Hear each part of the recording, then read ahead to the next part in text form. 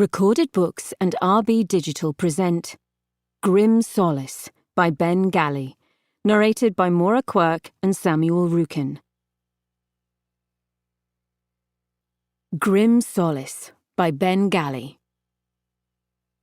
Tenets of the Bound Dead. They must die in turmoil.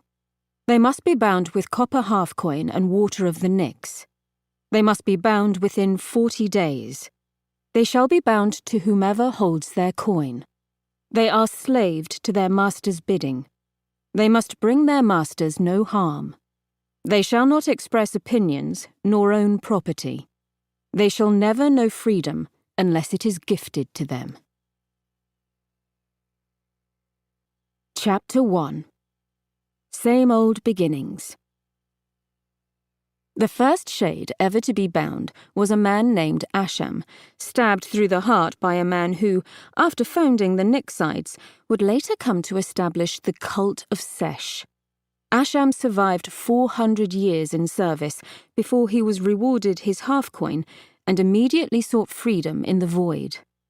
From A Reach History by Gervin Jubb. Starting the day with a street awash with blood and gore was sure to demolish any good mood. Fortunately for Scrutinizer Hellas, it had been 5 years, maybe more, since her mood could remotely be classed as good. The best she hoped for these days was mildly disgruntled. "This fucking city," she muttered, poking a dismembered finger with her black boot.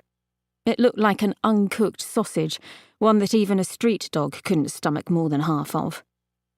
A retching sound distracted her, coming from a young man with a face that was swiftly turning green. Milky vomit dribbled from his lips, mixing with the pool of ichor at his feet. Some had made its way onto the lapel of his proctor's livery. "First day?" she asked the lad. "Second. If you don't stop vomiting by the 10th day, look for another job." He said, before another heave saw him flying into the mouth of a nearby alleyway. There was no mirth on Hellas's lips, just the downward slant the years had carved into them. She began to pick her way through the blood-drenched streets, counting the pools and smears where bodies and pieces had been dragged. Where the blood had dried, she spotted the hoof marks of donkeys and the sand-smeared ruts of carts.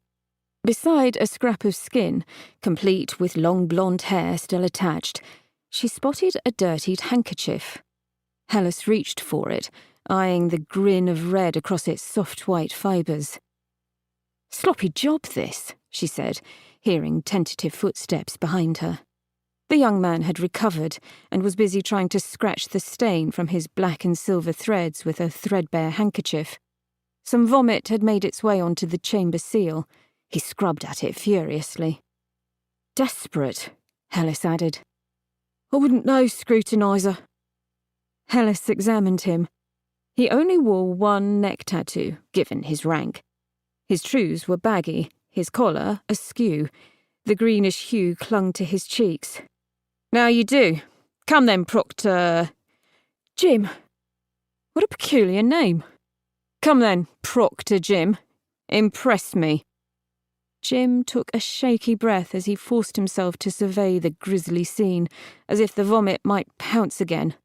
"Murder on a mass scale. No bodies, which means soul stealers."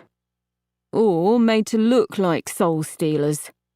The man tapped his teeth. "But the ruts of carts." "Good. Perhaps it went wrong. An alarm was raised, and they had to be quick, hence the sloppiness." His eyes were fixed on the piece of skin and hair, and would not be torn away. "How many taken?" 7? 9. Look at the smears on the walls. The gutters have taken their blood. Who are the victims?" "City folk, I'd assume." "Then you'd assume wrongly." She held up the kerchief. To keep listening to this audiobook, I've left you a link in the description so you can do it, at no cost thanks to Audible's 30-day free trial.